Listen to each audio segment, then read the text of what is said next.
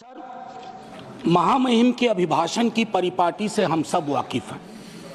इसी सरकार ने नहीं, हर सरकार, उनकी कैबिनेट अभिभाषण तैयार करती है। महोदय, कई परंपराएं हमने बदली हैं। बरबस एक ख्याल आता है कि अगर ये परंपरा, इस पर हम सोचें कि महामहिम अगर विशुद्ध अपने अनुभव, अपनी पीड़ा और कोई ऐसा मैकेनिज्म हो, ये मैं आगे के लिए सवाल छोड़ता हूं, क्योंकि मैं आज सुबह सोच रहा था, माननीय उपसभापति महोदय, अगर धृतराष्ट्र ने महाभारत को संजय की नजर से ना देखा होता तो क्या होता। संजय को कैबिनेट मान लिया जाए। मैं इस संदर्भ में ये बात रखना चाह रहा था। खैर, जाहिद ने मेरा हासिले ईमान नहीं देखा, रुख पे तेरी जुल्फों को परेशान नहीं देखा। तो जो परेशानियां हैं, जो दिक्कतें हैं, वो अगर रिफ्लेक्ट होती है सर, तो एक कलेक्टिव विल उस पर काम करेगा सर। दुनिया की कोई ऐसी समस्या नहीं है जिसको हम लोग साझा रूप से हल नहीं कर सकते हो। यह पक्ष विपक्ष का मामला नहीं है। उस संदर्भ में यह बात मैं कह रहा था सर। यह अवसर है, महाकुंभ में जो जाने गई हैं, मैं उनके लिए श्रद्धांजलि व्यक्त करता हूं अपने सभी साथियों की ओर से। सर, मैं आंकड़ों में जाऊंगा ही नहीं। मैं कोविड के दौर का भी गवाह हूं सर। कितनी लाशें अनअटेंडेड चली गई सर। अति साधारण लोग हैं ये। जिंदगी में डिग्निटी चाहिए सर, संविधान भी कहता है, लेकिन मौत में उससे बड़ी डिग्निटी चाहिए। अगर हम डिग्निफाइड डेथ नहीं इंश्योर कर पा रहे हैं सर, तो ये हमारे सामूहिक विफलता है सर। क्या आंकड़े की बात करूं। मैं जानता हूं, मुझे फोन आते हैं, आपको भी आते होंगे, कि फलनवा वो गया है, कोई खबर नहीं लग रही है, फोन नहीं लग रहा है। वो व्यग्रता, वो चिंता सर तब बढ़ जाती है ना, जब 17 घंटे तक कोई आधिकारिक पुष्टि नहीं होती है, तो अफवाह फैलती है सर। और अफवाह फर्दर स्टैम्पीड को जन्म देती है। 2-3 जगह हो जाते हैं। और मैं क्या कहूं सर, मैं सोच रहा था कल जब बातचीत शुरू हुई, खड़गे साहब बोल रहे थे, बाकी लोग, मैं सोचा कि इतनी देर में नेहरू जी नहीं आए, तो नेहरू जी भी आ गए। 54 के कुंभ का जिक्र हुआ संभवतः कि इतने लोग मारे गए थे सर। ये लाशों के आंकड़े पे तेरा वाला मेरा वाला, ये लोग कितने चोटिल होते होंगे समझिए सर। मैं आपके माध्यम से ये कहना चाहता हूं।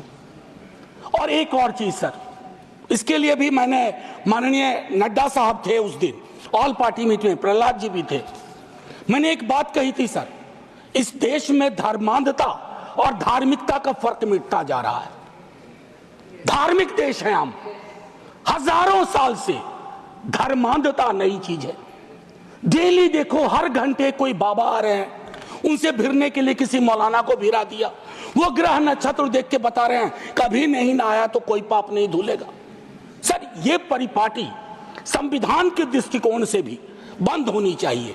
और ये जो प्रोडक्शन फैक्ट्री रिलीजियस बाबाओं की आ गई है सर, इसके उत्पादन पर भी रोक लगनी चाहिए। सर, दिक्कत क्या है, प्लीज बैठकर सर, बैठकर बात नहीं, आप आपस में बैठकर बात नहीं प्लीज। सर, मैंने उसके कहा था कि हर धर्म के अंदर इस तरह के सुपरस्टिशन जन्म हो रहे हैं। और मैं एक और बात कहता हूं सर, ईश्वर को क्यों ठग रहे हैं वीवीआईपी दर्शन। ईश्वर के समक्ष भी ये बात होगी कि एक जनसाधारण का दर्शन, एक वीवीआईपी दर्शन। सर, ये संविधान सबसे मजबूत चीज है। पॉलिटिकल पार्टीज कलेक्टिव विल है। कोई वीवीआईपी दर्शन किसी मंदिर में, किसी दरगाह में नहीं होगा। कभी प्लीज आप बैठ जाइए सर। मैं सिर्फ इतना कहना चाहता हूं सर कि माननीय महामहिम ने एक बात रखी कि सरकार के निर्णयों से गरीब, मध्यम वर्ग, युवा, महिलाओं, किसानों को सर्वोच्च प्राथमिकता मिलती है। सर, अगर ये सच होता तो मैं ये सवाल नहीं उठाता। आंकड़े तो हमें उपलब्ध ही नहीं हो पा रहे हैं सर, सेंसस ही नहीं हो रहा, तो बाकी छोड़ दीजिए। हम कास्ट सेंसस की बात करते हैं, यहां सेंसस का एलोकेशन ही देख करके चिंता में पड़ गए हैं कि आखिर कौन सी चिंता है। सर, ये आंकड़े चिंता का विषय है सर।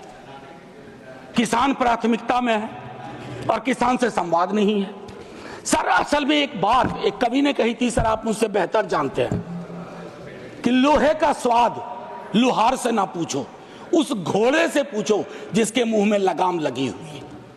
ये हम पूछना भूल गए हैं सर।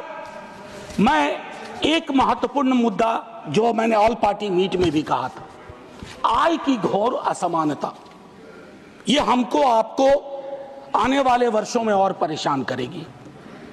बिलियनियर ज्यादा हो उससे विरोध नहीं है, लेकिन ये जो खाई बढ़ती जा रही है सर, वर्ग और जाति का ऐसा खेल हो गया है कि लोगों के बीच में डेप्रिवेशन इंडेक्स, मैं आंकड़ों की बात कर रहा हूं। No cross talk please. आमतौर पर आप झाजी चेयर की सर, मैं सिर्फ ये कहना चाहता हूं, बेरोजगारी, मैं जानता हूं सर, इसका इंस्टेंट सॉल्यूशन किसी के पास नहीं है। मैं ये कहूं कि नड्डा साहब की सरकार बैंडेड लगा देगी, नहीं सर, वो नहीं होगा। लेकिन कलेक्टिव विल क्या है, ब्लूप्रिंट क्या है बेरोजगारी के लिए?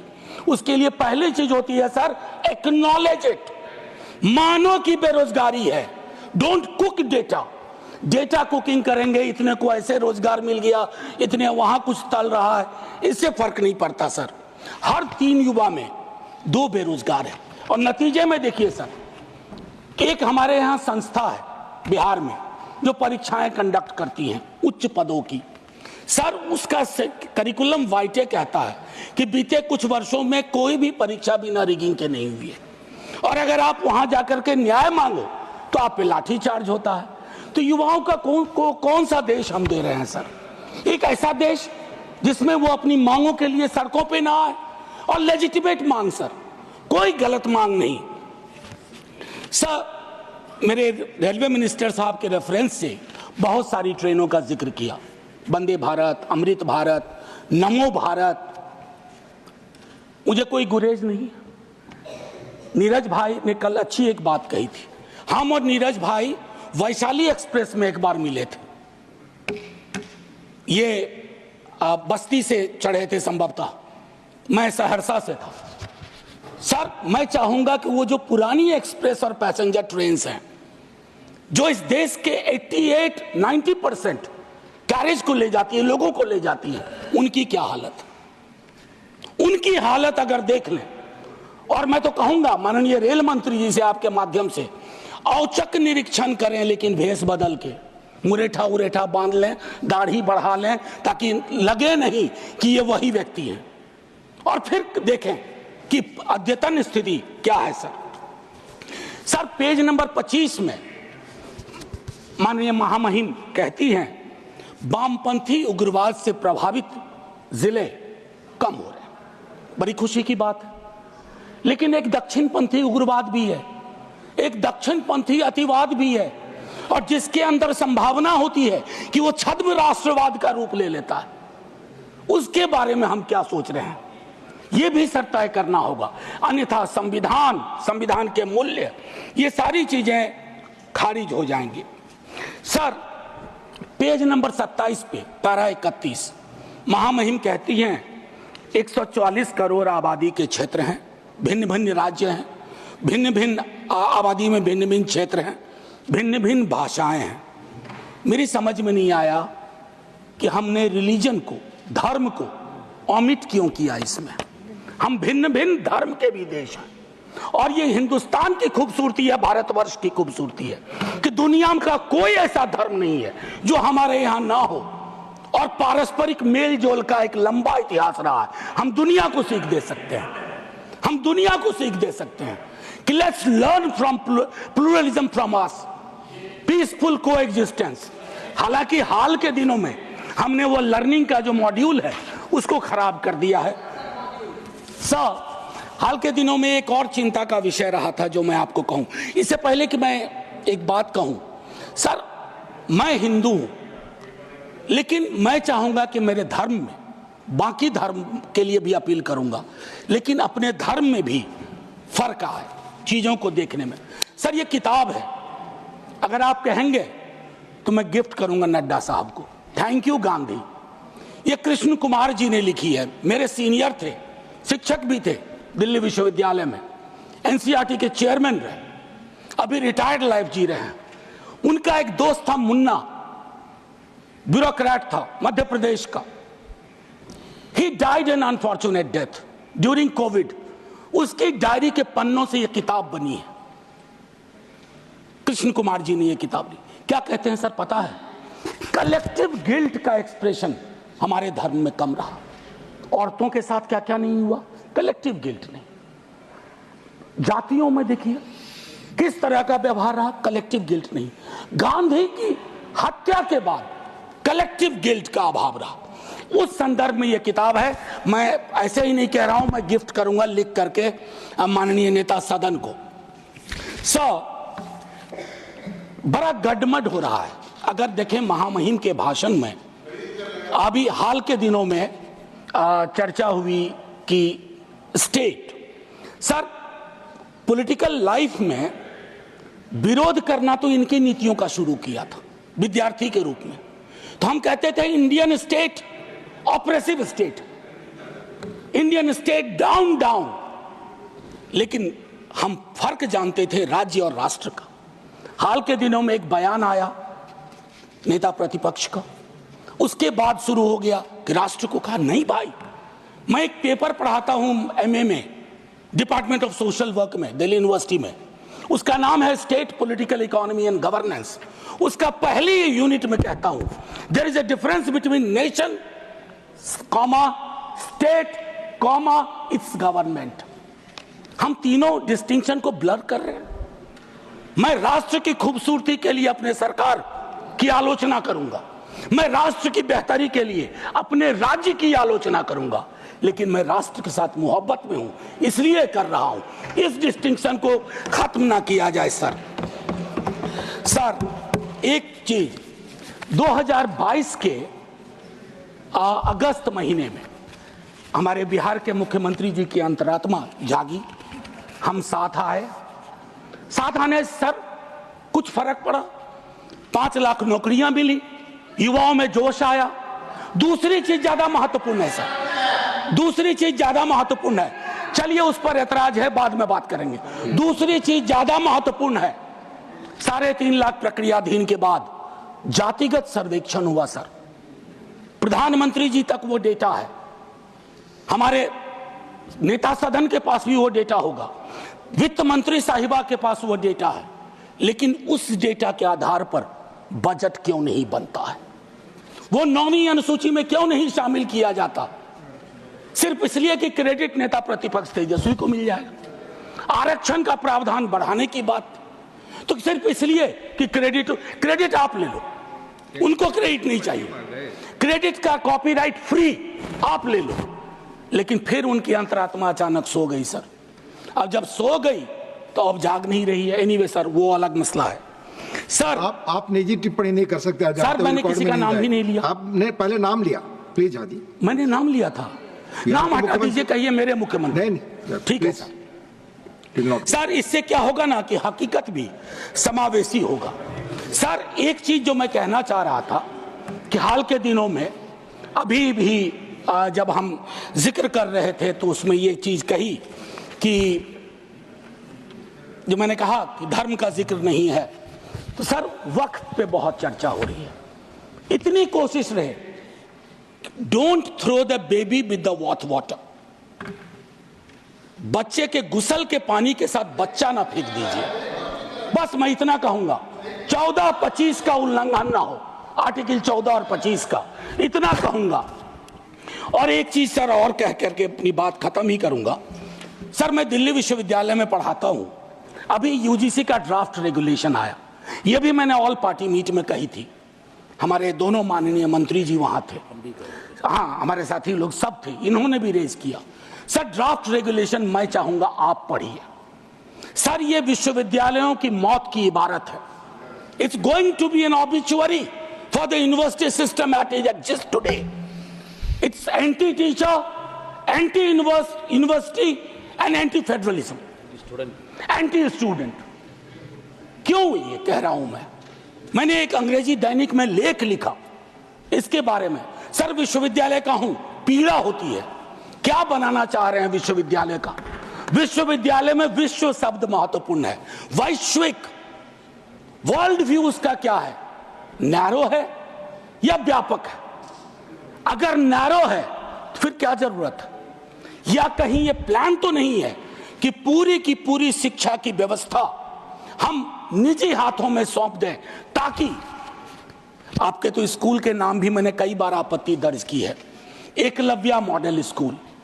सर एकलव्य के नाम पर, एकलव्य को प्रताड़ित चरित्र मानता हूं। प्रताड़ित था वो, सिस्टम का पार्ट नहीं था। इसलिए सर मैं चाहता हूं कि पूरी व्यवस्था उस अनुसार से हमें देखनी चाहिए। सर एक चीज कहूंगा इसमें, अगर मैं दो तीन छोटी छोटी चीजें सर, आंगनवाड़ी, सहायिका, आशा, ये हमारे कैरियर्स हैं, हमारी सारी स्कीम को ढो रहे हैं। उनका मानदेय क्या है? उनका मानदेय चिंता का विषय है। सारी स्कीम को वो कैरी करते हैं। एक तो वैकेंसी है, ऊपर से उनके मानदेय में कोई बढ़ोतरी नहीं, तो एक स्टैग्नेशन है सर, कंप्लीट स्टैग्नेशन है। उनके लिए सोचा जाए, उनके बारे में, उनके कार्य के अनुरूप चर्चा हो। सर टीचर की वैकेंसी, मैं तो अपने यहां से भी वाकिफ हूं, विश्वविद्यालयों की बात नहीं करूंगा। एक श्वेत पत्र आना चाहिए, SC ST OBC रिजर्वेशन की क्या अद्यतन स्थिति है विश्वविद्यालयों में, ICSR इंस्टीट्यूशंस में। सर लोगों की आंखें फटी रह जाएंगी। मैं बता रहा हूं, कोविड में जब मैंने बात की थी, जो आज मैंने कुंभ वाली बात की, बीजेपी के दोस्तों ने आके कहा somebody had to speak। Sir हम पार्टी अलग अलग हो, धारा तो एक है सर। लोग उनसे भी तो कहते होंगे कि हमारा रिप्रेजेंटेशन क्या हो रहा है, हमारे बारे में क्यों नहीं बोलते हो? सर ये मैं समझता हूं एक श्वेत पत्र आना चाहिए। मैंने पूरा आंकड़ा था, आंकड़ा मैं हाँ सर, अब नहीं ये उचित नहीं होगा, क्योंकि सेंट्रल हॉल में वो अद्भुत जगह थी। सर बस खत्म कर रहा हूं। सेंट्रल हॉल में एक अद्भुत जगह थी जहां लोग कटिंग अक्रॉस पॉलिटिकल पार्टी आते थे। ये अवसर नहीं है उसके लिए वकालत करने का, लेकिन मैं कहूंगा कि सेंट्रल हॉल नुमा एक चीज बेहद आवश्यक है। तब सर ये पार्लियामेंट में डेडलॉक नहीं होगा। डेडलॉक तोड़ने की सबसे खूबसूरत जगह सेंट्रल हॉल थी। खैर एनीवे सर, मैं ये कहना चाहता हूं, टीचर शॉर्टेज, छोटा एक उदाहरण दे रहा हूं, सोल्यूशन। शिक्षा प्रेरक हजारों की संख्या में पार्ट ऑफ ए प्रोग्राम था, आज वो खाली बैठे हुए हैं, आप उनको एम्प्लॉय करो। डीएलएड आप ही की सरकार का प्रोग्राम था, डीएलएड आप ही की सरकार का आइडिया था। आपने क्या किया? डीएलएड के बाद न्यायालय के इंटरवेंशन के बावजूद, बस खत्म कर रहा हूं सर, बावजूद उसको आपने दरकिनार कर दिया। तो मैं माननीय महामहिम के, जब मैंने शुरुआत की थी सर, एक लाइन कह के खत्म करूंगा और मैं सर्वेश्वर से खत्म करूंगा, और ये मैं अपने सब के लिए कह रहा हूं। यदि तुम्हारे घर के एक कमरे में आग लगी हो तो क्या तुम दूसरे कमरे में सो सकते हो? यदि तुम्हारे घर के एक कमरे में लाशें सड़ रही हो तो क्या तुम दूसरे कमरे में प्रार्थना कर सकते हो? यदि तुम्हारा जवाब हां है, मुझे तुमसे कुछ नहीं कहना है। जय हिंद सर।